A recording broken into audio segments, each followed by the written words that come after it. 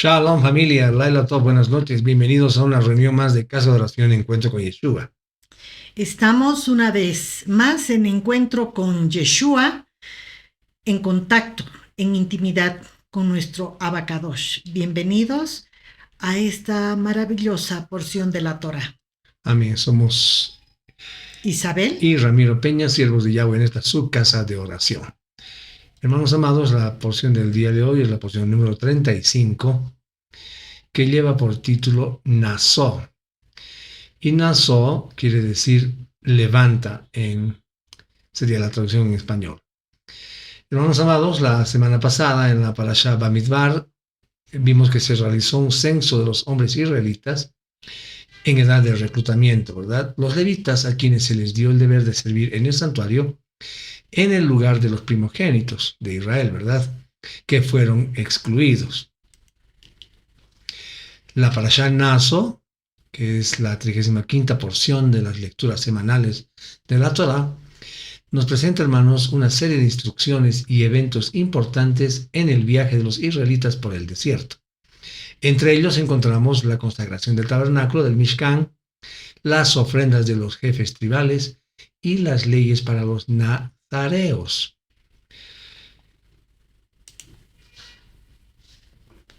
El título de la parashá de esta semana, Nasó, que significa levantarse o elevar. Era el término utilizado para llevar un recuento, un censo de los hijos de Israel. En hebreo se lee levanta la cabeza. Nasó et Rosh. Esta semana el recuento de los israelitas se complementa con un censo de los levitas que tienen entre 30 y 50 años. Ellos deben hacer el trabajo de transportar el tabernáculo, el Mishkan, ¿verdad? Entonces, además de discutir los deberes de los levitas, esta porción, amados hermanos de las Escrituras, también proporciona la ley de los nazir o de los nazareos, y también vamos a ver la bendición arónica, el Birkat Kohanim, ¿no? Más conocida como la bendición sacerdotal. Nasó es la parashá que la leemos en Shavuot, ¿verdad? Y es la más extensa de toda la Torá. Contiene 176 versículos. Una vez más, entonces, vemos en esta palabra el Ketoret, la fragancia del amor del Eterno, cómo se engalana en los hechos cotidianos de los matrimonios y cómo el excelso Padre Celestial sacrifica hasta su nombre, que está sobre todo nombre, por el bienestar de la pareja, Amén, que está a punto de abordar la relación matrimonial previamente establecida y bendecida por él. Amén, mis amados hermanos. Con esta breve introducción, entonces comenzamos la lectura de esta hermosa porción de la Torá. Amén. Amén. Muy bien. Entonces, mis amados hermanos, Bamidbar, que significa en el desierto, ¿verdad?, llamado Números también, es el nombre de este libro. De acuerdo con el relato sucedido en el desierto, es decir, correspondiente a la enumeración y la disposición del pueblo del Eterno, en ese entonces, ¿verdad? Entonces, este libro, Bamidbar, en la primera parte, en los capítulos 1 al 11, se podría ver como un suplemento del libro de Baikra, de Levítico, pues se ocupa de relatar el nombramiento de los levitas en cuanto a los oficios sagrados. Seguidamente se relatan los eventos de la marcha del pueblo por el desierto hasta el capítulo 21, versículo 20, después de lo cual se cuentan los primeros incidentes de la invasión. Acá es importante decir que solo una cita directa de este libro, el capítulo 16, versículo 5, se hace en el Brit Hadashah. Y Rab Shaul nos dice en 2 Timoteo 2:19, pueden ver eso ustedes. Sin embargo, las referencias indirectas a este libro por los escritores inspirados por el Ruach HaKodesh durante y años posteriores a nuestro Mashiach Yeshua son muy numerosos. Entonces, Naso significa levanta, ¿verdad? Como una referencia al versículo de Bamidbar 4:22, que dice, toma un censo, levanta un censo prácticamente. Es un hebraísmo para expresar el concepto de hacer un censo, de llevar a cabo un censo. En otras palabras, contar a la gente, ¿verdad? Entonces, mis amados hermanos, con esa breve introducción, los invitamos a que se pongan cómodos, tengan a mano sus escrituras, sus Biblias y sus cuadernos de apuntes y comenzamos con la lectura. Entonces vamos a comenzar a leer el versículo número 22. Toma un censo de los hijos de Gershón, también por clanes y familias. Bien. Entonces, el texto en hebreo dice literalmente, levanta la cabeza. Aquí se refiere a hacer un censo. La cabeza es levantada delante de Yudhei Bavhei cuando uno es distinguido por él o tomado en cuenta como tributo o sacrificio vivo. Así como luego lo menciona Rav Shaul en Romanos 12:1-2. Entonces, yo los exhorto, hermanos, a la vista de las misericordias de Yahweh, que se ofrezcan a ustedes mismos como sacrificio viviente y apartados para Yahweh. Esto le complacerá a él y es la lógica adoración al templo para ustedes. En otras palabras, no se conformen a los patrones de Olam Hazé. En cambio, permanezcan permitiendo que las mentes de ustedes mismos sean renovadas para que así sepan lo que Yahweh quiere y estaremos de acuerdo con lo que Él quiere. Con lo que Él quiere es bueno, satisfactorio y capaz de triunfar. Amén. En versículo 23 dice, cuenta todos aquellos entre 30 y 50 años de edad, todos los que formarán el cuerpo que hace el trabajo de servir en el Mishkan del testimonio. Amén. Amén. Entonces, fue la edad fijada específicamente, como lo vamos a ver más adelante en el libro, en el capítulo 8, como la plena madurez de energía corporal e intelectual, entendido por muchos como lo que los mismos habían sido instruidos por lo menos 5 años antes, hermanos, de su llamamiento para obedecer correctamente los mandamientos. ¿Qué les parece eso? Con el fin de ejecutar correctamente el manejo de los servicios sagrados. A su vez, establece una similitud profética con las edades en las que comenzarían su ministerio Yohanan, el inmersor, y también Yeshua, nuestro Mashiach, hasta 50 años. Esta expresión se refiere a la edad máxima señalada para el servicio activo, la cual cubría un periodo de 20 años. Al final de ese periodo, eran eximidos de los trabajos físicos de su puesto, aunque se esperaba que ayudaran en el tabernáculo, como lo sugiere cuando leamos el capítulo 8, verso 26 de este libro Bamidbar. Vamos a irnos al versículo 32. También los postes para el perímetro del patio, con sus bases, estacas de tienda, cuerdas y otros accesorios y todo lo que tenga que ver con su servicio. Asignarás cargas particulares a personas específicas por nombre. Amén. Hermanos, el aspecto que más resalta en este pasaje es que muestra un Elohim que es muy, pero muy detallista.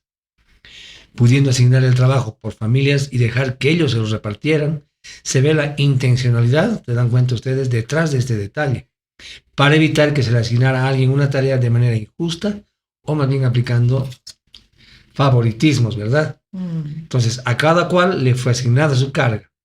Ahora bien, hermanos, esto nos ofrece un sentido de justicia, ¿verdad?, que debe estar en nuestras congregaciones, en nuestras quejilás, en nuestras asambleas, y la conformidad y disfrute de cada cual con el trabajo que se le asigne de parte de nuestro Adón.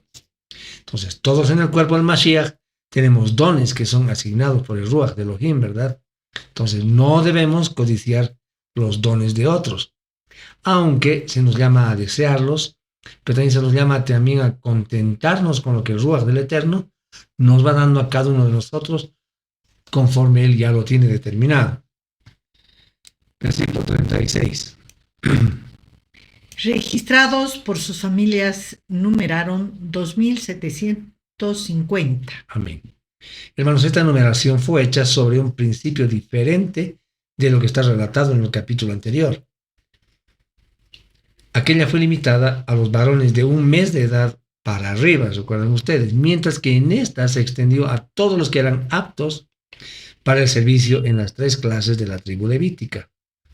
Al considerar sus números relativos, aparece la sabiduría divina para el ajuste correcto. mientras que entre los coahitas y los gershonitas, cuyas cargas eran menores y mucho más livianas, ¿verdad?, eran aptos para el servicio aproximadamente la tercera parte de ellos. Los meraritas, cuyas cargas eran mucho más pesadas, tenían la mitad de ellos aptos para el trabajo. Vamos a ver el versículo 40. 39 y 40 leeremos. Todos aquellos entre los 30 y 50 años de edad que eran parte del cuerpo que sirve en el Mishkan del Testimonio, numeraron 2.630, registrados por sus clanes y familias. Amén. Perdón, hermanos. Entonces, de los 7.500 levitas de la familia de Gerson, podían servir 2.630. Es decir, eso correspondía al 35% aproximadamente. El 44 nos dice... Enumeraron 3.200 registrados por sus familias. Ok, entonces de esos 6.200 levitas de la familia de Merari, podían servir 3.200 y eso correspondía al 52%. Ahora vamos a leer los versículos 47 y 48. Todos aquellos entre 30 y 50 años de edad que eran parte de aquellos que trabajaban para servir y trabajar para llevar las cargas en el Mishkan del Testimonio, enumeraron 8.580 personas. Amén. Entonces vemos que de los 22.300 levitas que había en las tres familias, podían servir 8.580, que corresponde al 38%. El resto era menor de 30 años o mayor de 50 años, por lo tanto no eran contados, ¿verdad? El 49 dice: conforme a la orden de Adonai, ellos fueron nombrados por Moshe, cada uno para su servicio específico o trabajo. Ellos fueron también enumerados como Adonai había ordenado a Moshe. Amén. Entonces vemos que sobre cada individuo reposaba un cargo, una responsabilidad y una labor por hacer. Uno de los aspectos más importantes para cualquier estructura ordenada y además organizada es que cada persona conozca con precisión cuál es el cargo que tiene en responsabilidad, ¿verdad? Si cada uno de los integrantes de la organización sabe qué papel desempeña, no debería haber conflictos internos por injerencias de las áreas de responsabilidad, ¿verdad? Ni de unos con otros. Entonces, esto hace posible la coexistencia en respeto mutuo, ¿verdad?, permitiendo que el propósito de cualquier organización pueda llevarse a cabo con la fortaleza de la unidad, para lo cual ha sido destinado, ¿verdad? Pero también para los que caminamos en este hermoso camino de la Torá, es posible solo si permanecemos en Yeshua, nuestro Mashiach. Amén. Vamos a ver el capítulo 5, versículos 1 y 2. Y habló Adonai a Moshe diciendo: ordena a los hijos de Israel que echen del campamento a todos con Zaharat, todos con un flujo y cualquiera que esté inmundo a causa de tocar un cadáver. Hermanos, como consecuencia del nivel de santidad conferido a Israel, el campamento donde habitaban los hijos del pacto debía mantenerse puro, es decir, nada contaminado o contaminante debería estar presente en dicho campamento. Por lo tanto, toda persona en estado de impureza y capaz de contaminar a otros debería ser llevada fuera del campamento. Ahora, en los días de la peregrinación por el desierto, el pueblo de Israel estaba circunscrito a 3 campamentos, los cuales se relacionan directamente con los establecidos en los días del rey Salomón, en el momento en el que el templo fue construido. Estos 3 campamentos fueron identificados de la siguiente manera. El campamento de la Shejinah, la presencia de Yahweh, que correspondía a la parte más íntima del Mishkan HaKodesh, versus el Beit HaMishkan, Hamikdash, mismo y sus sagrados recintos. El campamento de los levitas, alrededor del Mishkan HaKodesh, versus el monte del templo donde se había levantado el Beit HaMikdash mismo, ¿verdad?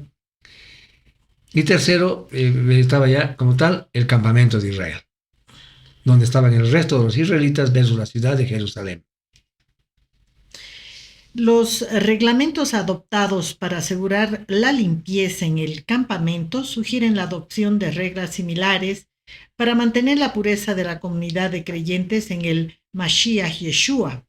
Aunque en algunas comunidades mesiánicas podrá ser difícil o delicado hacer esto, la suspensión o en casos notorios de pecado, la total excomunión del infractor de los privilegios y la comunión de la congregación es un deber imperativo, tan necesario para la pureza moral de los creyentes como la expulsión del leproso del campamento lo era para la salud física y la pureza ceremonial del pueblo hebreo. Amén.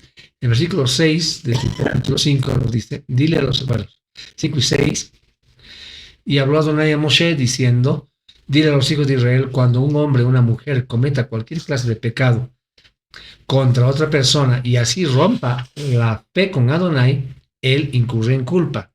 Hermanos, acá se trata del mal o daño cometido por un hombre en la propiedad de otro.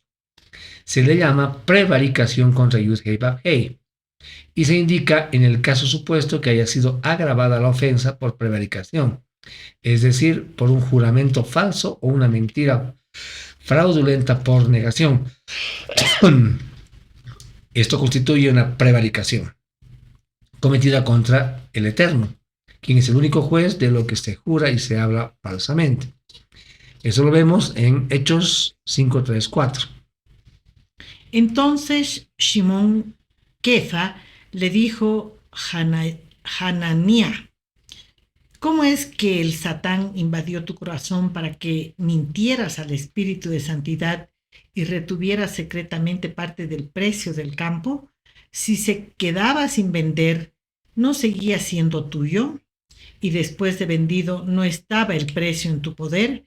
¿Cómo es que se te ha ocurrido una cosa así en tu corazón? No has mentido a los hombres, sino a Elohim. Entonces acá vemos que estaban hablando a Ananías, ¿verdad? Entonces, hermano, hay algo que podemos rescatar de esto y decir que tenemos que cuidarnos de mentir o jurar falsamente, pues nuestro Abacadosh nos juzgará por todo ello. Amén. Amén. 7. Tiene que confesar el pecado que ha cometido y hará restitución completa por su culpa. Añade 20% y lo das a la víctima de su pecado. Bien, aquí nuevamente vamos a tocar un tema que se llama la restitución. El arrepentimiento, hermanos, lleva en sí mismo a la confesión y por ende debe llevar a la restitución. Ahora bien, debe hacerse restitución del daño aunque la persona no esté arrepentida. El pasaje nos habla sobre el arrepentimiento. Más bien, este pasaje no nos está hablando sobre el arrepentimiento, sino sobre la restitución en el momento de la confesión del daño y a su restauración. Aquí vemos que todo el que daña a otro debe saber que no recibirá perdón sin confesión verbal de su pecado o falta, estando el perdón condicionado no solo a la confesión, sino, hermanos, al arrepentimiento genuino. Mishle 28.13, Proverbios 28.13 dice, el que encubre sus pecados no prosperará, pero el que los confiesa y se aparta alcanzará misericordia. Amén. Por su parte, Yohanan Aleph, primera de Juan, dice, si confesamos nuestros pecados, Él es fiel y justo para perdonarnos nuestros pecados y limpiarnos de toda maldad. Amén. Amén. 8 al 10. Pero si la persona no tiene pariente a quien la restitución se debe hacer por la culpa, entonces lo que es dado por la restitución por la culpa pertenecerá a Adonai, esto es, al Cohen, al sacerdote, aparte del carnero de expiación por medio del cual se le hace la expiación a él. Toda contribución cual los hijos de Israel dedican y presentan al Cohen pertenecerá a él. Cualquier cosa que un individuo indique será de él para distribuir entre los Kohanim, por lo que la persona de al Cohen pertenecerá a él. Bien, entonces acá vemos unos versículos que resaltan el tema del derecho a la propiedad privada, ¿verdad? Como una de las concesiones que nos da nuestro Abacadosh. Ahora bien, la Torah, como vemos, concede a todos los hombres el derecho a la propiedad privada. Mm. Cualquiera que atente contra ese sagrado derecho, hermanos, eventualmente será confrontado por el tribunal celestial. Sea una persona o un gobierno el que expropie injustamente los bienes legítimos de una persona. Fíjense que ha pasado mucho en un país de nuestra América Latina, ¿verdad? Entonces, estas actitudes, hermanos, violan la Torah, quedando bajo maldición, pues la ira de Yud-Heh se ha puesto sobre él, ¿verdad? Amén. 5:12. 11 y 12. Y habló Adonai a Moshe diciendo, dile a los hijos de Israel, si la esposa de un hombre se descarría y le es infiel a él. Bien, aquí vemos una ley que fue dada como una severa advertencia a la infidelidad de parte de una esposa, como también para la protección, amados hermanos, para ella, de las consecuencias de una sospecha precipitada y sin fundamento por parte del esposo, ¿verdad? Ahora, las sospechas, sin embargo, eran suficientes en ausencia de testigos para justificar el juicio descrito. Wow. Eso pueden leer ahí en Levítico 20:10, en Shemot 23:15 y Tehilim 141:2. Avancemos. El 13. Esto es, si otro hombre va a la cama con ella sin el conocimiento de su esposo, así se convierte en impura secretamente, y no hay testigo contra ella, y ella no fue sorprendida en el acto. Hermanos, acá el Humash plantea que debido a que la frase está en singular, ¿verdad? Con un testigo basta para disolver ese matrimonio. Un testigo, hermanos, es base suficiente para una sospecha de adulterio. No habla en este versículo de ofrecer castigo, sino de tener bases para disolver ese matrimonio. Verso 14. Entonces, si un ruaj de celos viene sobre él y él está celoso de su esposa y ella ha cometido impureza, o si un ruaj de celos viene sobre él y él está celoso de su esposa y ella no ha cometido impureza. Amén. Entonces, hermanos, acá recurrimos al Talmud momentáneamente, y el Talmud nos enseña que el marido tiene que haber celado a su mujer antes de ella haberse juntado con otro hombre, para que así se pueda aplicar este procedimiento. La palabra celado es interpretada como una advertencia que el esposo hace antes de que su esposa se junte con un hombre, diciéndole, no te recluyas con ese hombre. Bien, acá voy a leer buen tanto de la escritura. Vamos a leer los versículos del 15 al 30. Entonces dice, él la traerá al cohen junto con la ofrenda por ella, 2 cuartos de harina de cebada, en la cual no se ha derramado aceite de oliva ni incienso, porque es una ofrenda de grano por celos, una ofrenda de grano por recordatorio, para traer a la mente la culpa. El cohen la traerá del frente y la pondrá delante de Adonai. El cohen pondrá agua kadosh en una vasija de barro, y entonces el cohen tomará un poco de polvo del suelo del Mishkan y lo pondrá en el agua. El cohen pondrá a la mujer delante de Adonai, descubrirá la cabeza de la mujer y pondrá la ofrenda de grano para recordatorio en sus manos. La ofrenda de grano es por celos, mientras el cohen tiene en su mano el agua de amargura y maldición. El cohen hará jurar diciéndole, si ningún hombre ha ido a la cama contigo, si no te has ido extraviada por hacerte inmunda mientras bajo la autoridad de tu esposo, entonces estarás libre de esta agua de amargura y maldición. Pero si tú de hecho te has ido extraviada mientras bajo la autoridad de tu esposo y te has vuelto inmunda porque algún otro hombre que no es tu esposo ha ido a la cama contigo, entonces el sacerdote hará jurar a la mujer con juramento de maldición y le dirá el sacerdote, Adonai te ponga a ti por maldición y por denuestro, injuria grave, en medio de tu pueblo, haciendo Adonai que decaiga tu muslo y que se te hinche tu vientre. Y entren en tus entrañas estas aguas que traen consigo maldición y hagan hinchar tu vientre y decaer tu muslo, y dirá la mujer, Amén, amén. El Cohen escribirá estas maldiciones en un rollo, las lavará con el agua de amargura y hará que la mujer beba el agua de amargura y maldición. El agua de maldición entrará en ella y se convertirá en amarga. Entonces el Cohen removerá la ofrenda de grano por celos de las manos de la mujer, mecerá la ofrenda de grano delante de Adonai y la traerá al altar. El Cohen tomará un puñado de la ofrenda de grano como su porción de recordatorio y la hará subir en humo en el altar. Después de eso, él hará que la mujer beba el agua. Cuando él haya hecho que ella beba el agua, entonces si ella está inmunda y ha sido infiel a su esposo, el agua que causa la maldición entra en ella y se convertirá en amarga. Así su abdomen se inflamará y sus partes privadas se marchitarán y la mujer se convertirá en objeto de maldición entre su pueblo. Pero si la mujer no está inmunda, sino limpia, entonces ella será inocente y tendrá hijos. Esta es la ley de celos cuando una mujer bajo la autoridad de su esposo se va en extravío y se junta y se hace inmunda. O el ruaj de celos viene sobre el esposo y él se pone celoso de su esposa. Entonces él pondrá a la mujer delante de Adonai y el Cohen tratará con ella conforme a toda esta ley. Hermanos, esta porción de esta parashá nos cuenta también de la introducción del recurso ley de Sotá, que llaman en hebreo, que entra en vigor cuando un marido celoso tenía sospechas de su esposa. Entonces se procedía a verificar el tema siguiendo un ritual que, según las fuentes judaicas, en realidad nunca tuvo lugar. Aún así, el adulterio descubierto y digamos como que probado era castigado con la muerte, pero ocurrían casos fuertemente sospechosos y esta ley hacía más bien una provisión para el castigo de la persona culpable.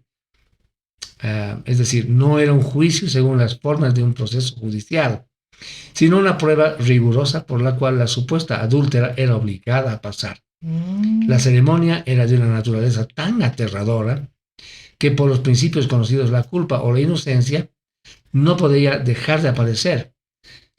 Según el Humash, la ofrenda que se presentaba por parte del esposo tenía el siguiente simbolismo. Hemos hablado sobre la harina de cebada sin refinar, ¿verdad? Pues esta harina había actuado de manera poco refinada y cebada pues era un alimento para los animales y ella se rebajó a la conducta de un animal. Segundo, siempre se buscaba la confesión para evitar la muerte dolorosa que le espera si es culpable, pero puede escoger la prueba para ser reivindicada.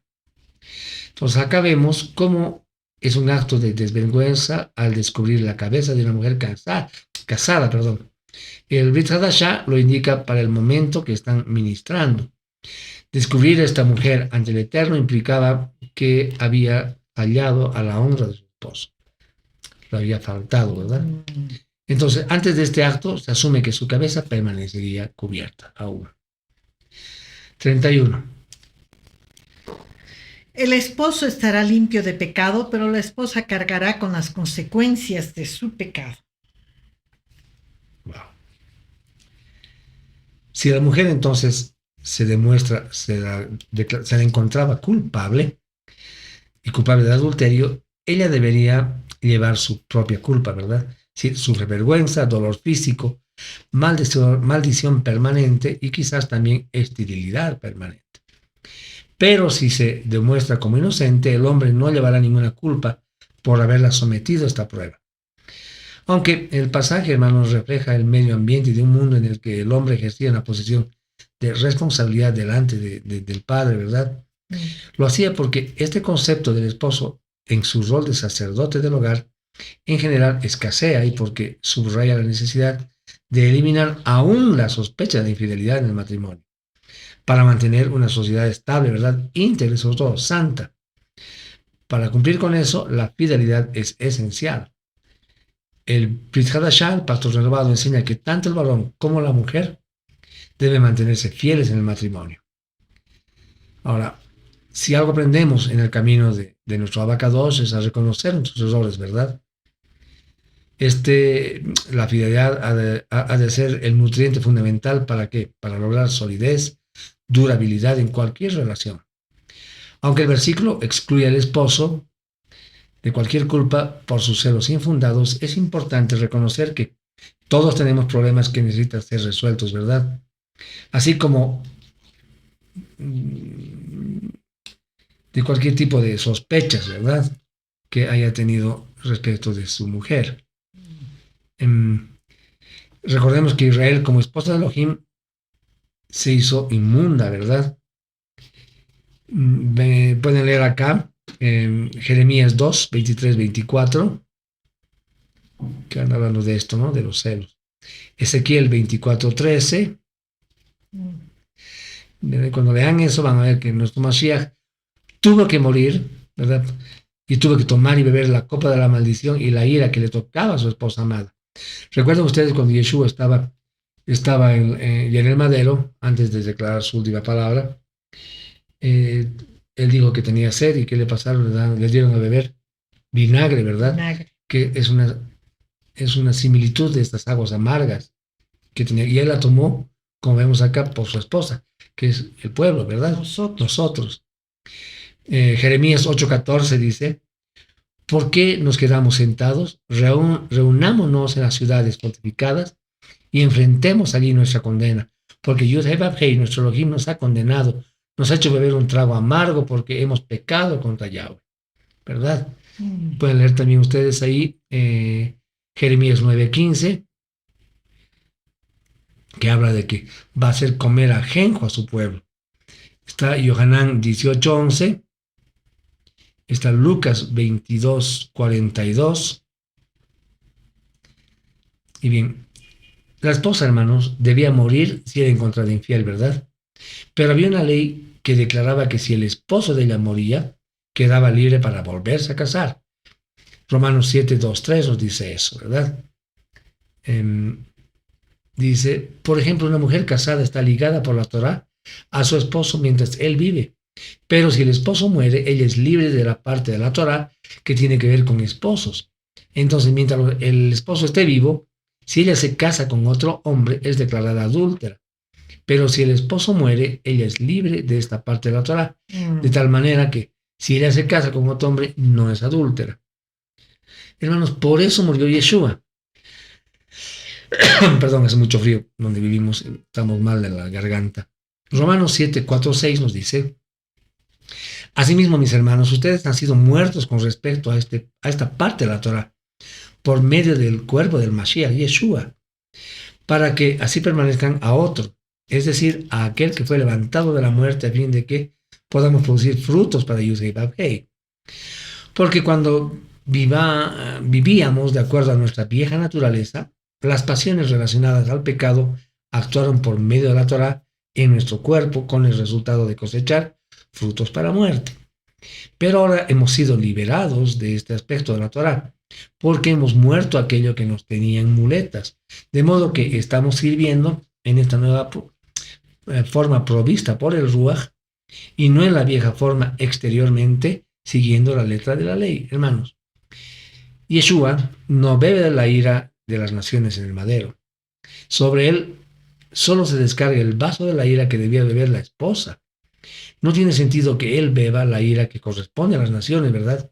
Y luego Elohim descargar su ira sobre las naciones. ¿Se dan cuenta de esto, verdad? Nosotros, el pueblo, había pecado y Yeshua nos redimió tomando esas aguas amargas en la cruz.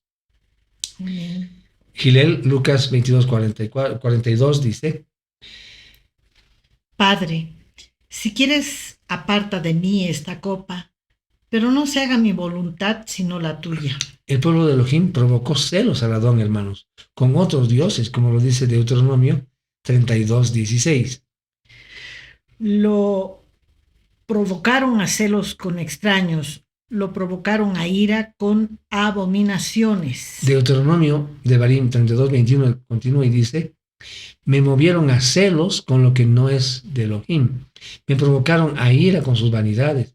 Por tanto, yo los moveré a celos con lo que no es pueblo, los provocaré a ira con una nación insensata.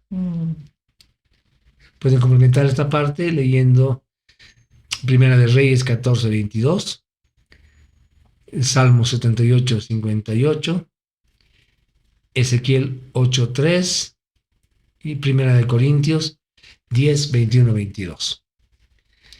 Vamos a cambiar de versículo y leemos 1 y 2, de capítulo 6, versículo 1 y 2. Y habló Adonai a Moshe diciendo: dile a los hijos de Israel, cuando sea hombre o mujer que haga un voto especial, el voto de nazir, separar, consagrar, dedicándose así con pureza a Adonai. Muy bien. Hermanos, el término nazir del hebreo significa separar, consagrar, como un príncipe, como un nazareo.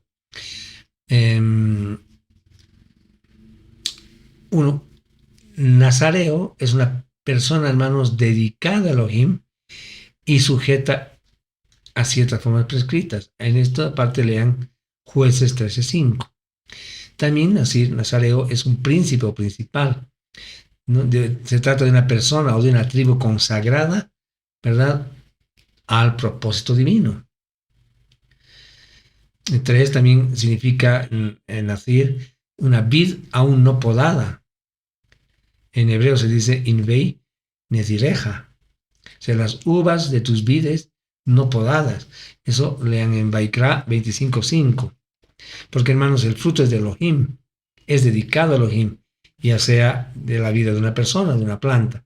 Ese término implica consagración total, es decir, algo que se aparta para el uso y disfrute solo de Elohim. Hermanos, Yeshua puede ser incluido dentro de ese término nazareo, porque él se entregó totalmente a Yudhebabhei, ¿verdad? Está totalmente entregado a él. 6:3. Se abstendrá con pureza de vino o cualquier otro licor que pueda embriagar. No beberá vinagre de ninguna de ambas fuentes. No beberá jugo de uvas y no comerá uvas ni pasas. A ver, según esta versión que estamos leyendo, parece que la prohibición correspondiera a la de no tomar cualquier embriagante. Pero el Chumash en su traducción hace referencia solo al fruto de la vid, como vemos acá. Y habla de vino nuevo y de vino añejo, fermentado. Es decir, nos está hablando de que eso debemos de abstenernos. 4. Por el tiempo que permanezca necer, no comerá nada derivado de la vid, ni aun las cáscaras de uva o la cera. Nos vemos ahí que por el tiempo que permanezca consagrado, ¿verdad? Necer, consagrado, no comerá nada derivado de la vid. Hermanos, eso demuestra que la santidad de un nazareo era del mismo nivel como la de un sumo sacerdote, porque un sacerdote podía contaminarse cuando moría un pariente cercano, pero el sumo sacerdote no podía hacerlo, ¿verdad? Lean aquí Vaikra 21:1-3, Vaikra 10 y Vaikra 11, 21:10 y Vaikra 11. La muerte, hermanos, era causa de contaminación para todos los hombres de Israel. Amén. Amén. En Números Bamidbar 5:2-3 nos habla que era específicamente severa esta culpa, ¿verdad? Esta contaminación que causó, para que los que debían estar enteramente consagrados a Yud-Heh-Vav-Hei tenían que ser justamente el sumo sacerdote y el nazareo. Interesante, ¿no? 14. Donde presentará su... 3 y 14, perdón. Esta es la ley para el nazir cuando su periodo de dedicación haya terminado. Será traído a la entrada del Mishkan del Testimonio, donde presentará su ofrenda a Adonai. Un cordero en su primer año sin defecto como ofrenda de ascensión, una cordera en su primer año sin defecto como ofrenda de pecado y un carnero sin defecto como ofrenda de shalom. Amén, hermano. Cuando interpretamos este verso, entendemos que expía por su decisión de retomar a lo mundano. Si debemos pensar que por el hecho de que este voto de pureza elevado sea tan especial, puedo colocarse en el lugar equivocado. Es decir, que por mucho que el hombre se aparte, hermanos, nunca va a obtener una perfecta santidad. Este sacrificio por el pecado le recuerda al hombre su condición humana y sin necesidad del Ruach de Elohim para su santificación. Amén. Voy a leer 22 al 27. Otro lee. Me iba a leer esto. Una voz, una y otra. A ver. Y habló Adonai a Moshe diciendo: Habla a Aarón y sus hijos y diles que así es como bendecirán a los hijos de Israel. Dirás a ellos. Ahora estamos entrando al Birkat Hakohanim, ¿verdad? Hakohanim, que es la bendición sacerdotal. Y dice así, 24. Yevarejeja bishmereja, que Adonai te bendiga y te guarde. Yaer Adonai panabeleja bijuneca, que Adonai haga su rostro resplandecer sobre ti y te muestre su favor. Amén.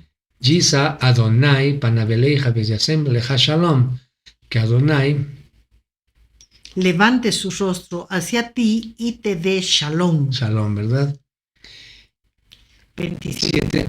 De este modo ellos pondrán mi nombre sobre los hijos de Israel para que yo los bendiga. Amén. Entonces, hermanos, acá vemos que se ofrece un privilegio y una responsabilidad a todo Kohanim de bendecir a la nación de Israel. Este privilegio, mis amados hermanos, no fue transferido en el Mashiach. Si leemos Apocalipsis 1:6, dice, y él nos constituyó en un reino, sacerdotes para Yud-Heh-Vav-Heh, su padre, a él sea la gloria y el dominio para siempre jamás. Amén. Entonces, esto no significa que un hombre mortal puede manipular o decidir bendecir a quien él quiere.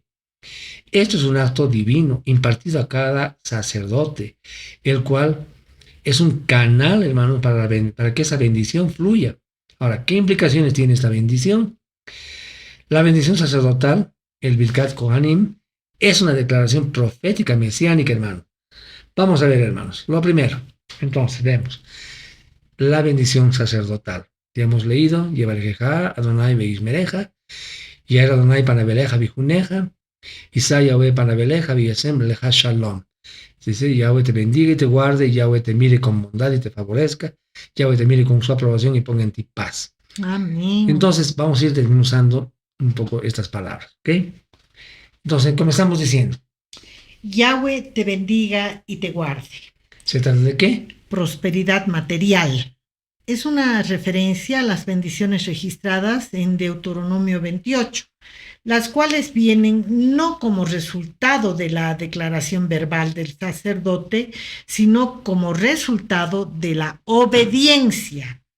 Buscad, pues, primeramente el reino y la justicia de él, y todas las cosas os serán añadidas. Amén. En Mateo 6:33 está esta palabra, para que la bendición que ha dado a su pueblo nos proteja. Amén.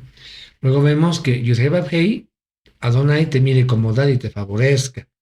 Entonces allí, cuando vemos que haga resplandecer sus rostros sobre ti, tenga de ti misericordia, ¿verdad? Habla del conocimiento y de la revelación de la Torah y de la inspiración sobre la misma. La luz que emana de nuestro Padre, ¿verdad? Es su propia palabra, Yeshua. Salmos 119, 105 dice, lámparas a mis pies tu palabra y lumbrera a mi camino. Por eso, hermanos, sabemos que Yeshua es la luz del mundo, ¿verdad? Él es la palabra cuya función es traer revelación de Elohim y a mostrarnos su voluntad. Yohanan 8:12 nos dice, de nuevo pues les habló Yeshua diciendo, yo soy la luz del mundo. El que me sigue no andará en tinieblas, sino que tendrá la luz de la vida. Amén. Yahweh te mire con aprobación. Hace referencia a la compasión de Elohim, que se extiende más allá de lo que uno merece, expresándose en el perdón de los pecados y el shalom. La gracia la encontramos al confiar en el Mesías Yeshua y su sacrificio sustitutivo a favor nuestro. Amén. Esa aprobación nos coloca bajo la bendición de Efesios 1:1, de Shaul, un emisario del Mashiach Yeshua por la voluntad de Yahweh, a el pueblo Kadosh de Yahweh que vive en Efeso, esto es, los que están confiando en el Mashiach Yeshua. Amén, hermano. Efesios 1:3 dice, alabado sea Yahweh, Padre de nuestro Adón, Yeshua HaMashiach, quien en el Mashiach nos ha bendecido con toda bendición en el Ruach, en el cielo. Amén. Efesios 1:10 dice, y lo pondrá en efecto cuando el tiempo esté maduro, su plan de reunir y poner bajo el control del Mashiach todo lo que está en el cielo y en la tierra. Amén, hermanos. Pueden complementar sus lecturas con Efesios 2, 5 al 7, Efesios 2, 10, Efesios 2, 13, Efesios 3, 6. Básicamente está ahí. Luego tenemos, cuando nos habla el versículo 25, que ven ustedes ahí, 26, que dice, Yisapa la Beleja, Beyasem Leja Shalom, nos está hablando de su Shalom, nos dice, y ponga en ti paz, ¿verdad? Hermanos, toda bendición es sellada con Shalom. El Humash habla de 3 niveles de Shalom, en la familia, en el país y en todo el mundo. Yohanan 14:27 dice, la paz os dejo, mi paz os doy. Yo os la doy no como el mundo la da. No se turbe vuestro corazón ni tenga miedo. Hermanos, Yeshua es nuestro sumo sacerdote y es Yudhei, es Yahweh. Por eso él dice, mi shalom os doy, mi paz les doy, ¿verdad? Él es el shalom sacerdotal que es ofrecido por el mismo Elohim en Yeshua. Él no pide shalom, pues él es shalom, ¿verdad? Si vamos a Efesios 2:14, dice, porque él es nuestra paz, él es nuestra shalom, que de ambos hizo uno y derribó la pared intermedia de separación. Es decir, la enemistad entre los dos pueblos. Él es nuestro shalom. Yeshua ofreció shalom y se ofreció por nosotros, pues él mismo es la paz, él mismo es shalom, ¿verdad? Amén. Amén. Bien. Vamos al versículo, capítulo 7, verso 1. En el día que Moshe terminó de armar el Mishkan, él ungió y lo dedicó como Kadosh, todos sus mobiliarios y el altar con sus utensilios, después de ungirlos y dedicarlos como Kedoshim. Amén. Hermanos, el libro de Bamidbar, Números, comienza en el primer día del mes segundo del segundo año, desde Shemot 1.1, ¿verdad? Y en Números, en Bamidbar 7.1, volvemos al día que se erigió el Mishkan, el tabernáculo, que según Shemot, Éxodo 42, aconteció en el primer día del mes primero del año segundo, ¿verdad? Entonces parece que los eventos descritos en Números 7.1 y 9.1 tuvieron lugar durante el primer mes antes del censo relatado en el capítulo 1. Como podemos observar entonces, el autor o redactor no siempre sigue un orden estrictamente cronológico. Parece que lo que quería era dar un entendimiento acerca de la organización de las tribus, como aparece descrito en el capítulo 2, ¿verdad?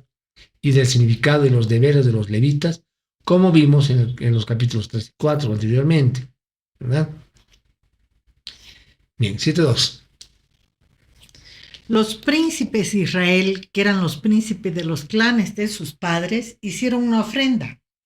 Estos eran los jefes tribales a cargo de aquellos contados en el censo. Hermano, Rashi en este punto sugiere que estos jefes habían sido los capataces de los hijos de Israel cuando estaban esclavizados en Egipto, los mismos que sufrieron por el pueblo y que fueron golpeados por las hordas del faraón. En otras palabras, estamos presenciando ahora la reparación histórica que reciben los hombres, ¿verdad? Que sufrieron por su pueblo. Entonces, solo ellos tienen el derecho moral de asumir cargos en la condición del pueblo. 7.3. Ellos trajeron su ofrenda delante de Adonai, 6 vagones cubiertos y 12 bueyes, un vagón por cada 2 príncipes y por cada uno un buey, y los presentaron delante del Mishkan. Amén. Entonces acá tenemos que poner atención en el hecho de que los dignatarios de las tribus de Israel ofrecen sus presentes en forma altamente significativas, o sea, bien llamativas.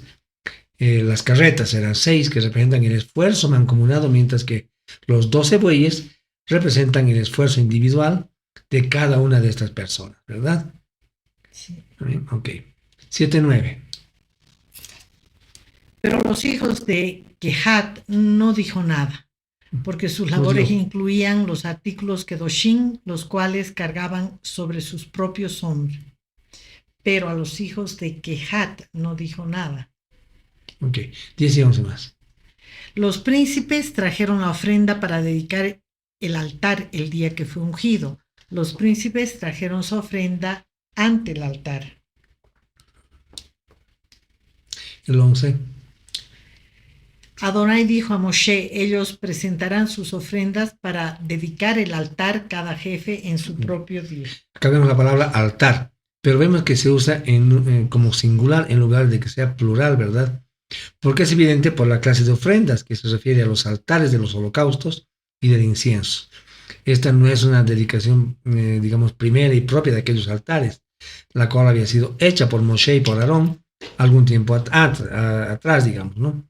Sin embargo, podía considerarse una dedicación adicional, siendo aquellas las primeras que eran hechas a favor de las personas y tribus. ¿Ah? Bien.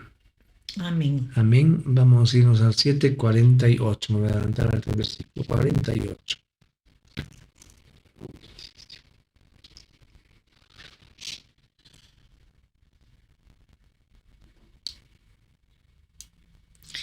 El séptimo día fue Elishama, el hijo de Ammihud, príncipe de la tribu de los hijos de Efraín. Hermanos, esto nos enseña que no dejaron de venir con estas ofrendas en Shabbat. Al rato antes se habla de Shabbat. El jefe de la tribu de Judá dio su ofrenda en el primer día y el jefe de la tribu de Efraín en el séptimo día. Si comparamos los días con los meses, podemos sacar la conclusión de que Yehudá tendría una atención especial en el primer mes y Efraín en el segundo mes. Amén. Amén. 7:49. Él ofreció un plato de plata que pesaba 130 shekels, 3¼ libras, y una jofaina de plata de 70 shekels, usando el shekel del lugar Kadosh, 1¾ de libra, ambos llenos de harina fina mezclada con aceite de oliva para una ofrenda de grano. Bien, entonces acá vemos que la fuente y el tazón de plata representan nuestro dinero, la harina y el aceite significan o representan nuestro trabajo. 7:50. Un sartén de oro de 10 shekels, 1/4 de libra y lleno de incienso. Hermanos, el recipiente de oro representa nuestros bienes materiales que más valoramos. El incienso representa nuestro conocimiento, nuestras oraciones y nuestras alabanzas. 51. Un novillo, un carnero, un cordero en su primer año como ofrenda de ascensión. El becerro, el novillo, representa nuestro cuerpo, y el carnero representa nuestra alma, y el cordero representa nuestro espíritu. ¿Amén? 52. Un macho cabrío como ofrenda de pecado. El macho cabrío representa todo nuestro, más bien representa nuestro Yetzer Hará, nuestra mala inclinación. Todo esto entregamos a nuestro Abacadosh todos los días como un sacrificio de olor agradable para él en su trono. El versículo 66 dice: El 10º día fue Ahiezer, el hijo de Almishadai, príncipe de la tribu de los hijos de Dan. Hermanos, Dan significa él juzga. Aquí tenemos una relación más bien entre el día 10 y el juicio. El cordero fue designado el día 10 de Aviv para ser sacrificado. En este día, el juicio cayó sobre él y el final fue predeterminado. El día 10 del séptimo mes es el gran día del juicio. Es decir, nos referimos a Yom Kippur. Bajamos hasta el versículo 89. Y aquí habla de que dice: cuando Moshe entró en el Mishkan del testimonio para hablar con Elohim, él oyó una voz hablando a él desde encima de la cubierta del arca para el testimonio, de entre los dos querubín, y él habló. Hermanos, para hablar con él, para hablar con nuestro Abacadosh, dice, no, en realidad el versículo debe haber dicho para hablar con Yud-Heh-Vah-Heh, ¿verdad? Pero es posible que la Torah lo expresara así, para que podamos entender también que Yud-Heh-Vah-Heh, nuestro Abacadosh, viene a hablar con él, con Moshe, de lo cual aprendemos que Moshe venía para hablar con Yahweh, y Yahweh con Moshe, como dice Shemot 33:11, que dice que Yud-Heh-Vah-Heh hablaba con Moshe cara a cara, como un hombre habla con su amigo. Luego regresaba al campamento, pero el joven que era su asistente, Yehoshua, el hijo de Nun, nunca salía de adentro del tabernáculo. Hermanos, es decir, había una interlocución sin intermediarios y sin que Moshe se perturbara en absoluto. Por ello, esta es la relación a la que estamos llamados a tener con el Eterno, ¿verdad? Y que no debemos olvidarla nunca. hermanos amados,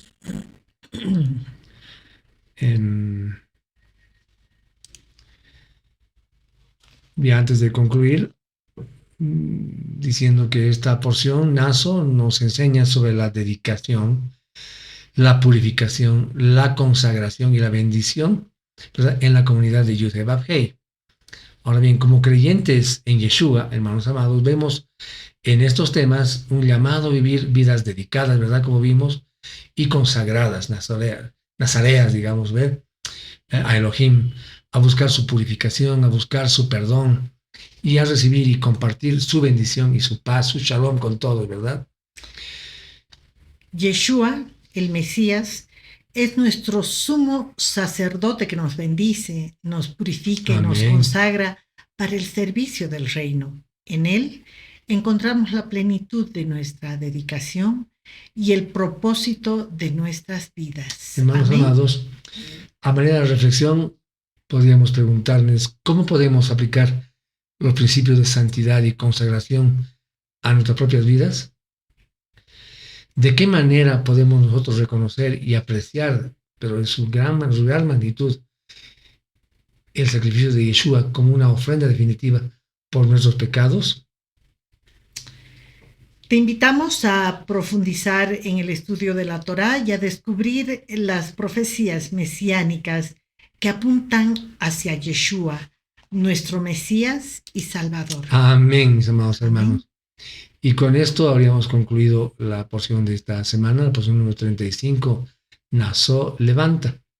Hermanos amados, le agradecemos a nuestro Abacadosh que nos ha permitido reunirnos el día de hoy en este lugar para escudriñar su bendita palabra. Será con nosotros hasta el siguiente séptimo día, cuando nos vamos a reunir, si nuestro Abacadosh así lo permite, y nos vamos a encontrar nuevamente para deleitarnos de su maravillosa Torah. Amén. Amén. Que la bendición de nuestro Abacadosh descienda sobre ustedes, los acompañe durante toda esta semana en todas nuestras actividades. Shavuot Tov. Shavuot Tov a todos. Amén.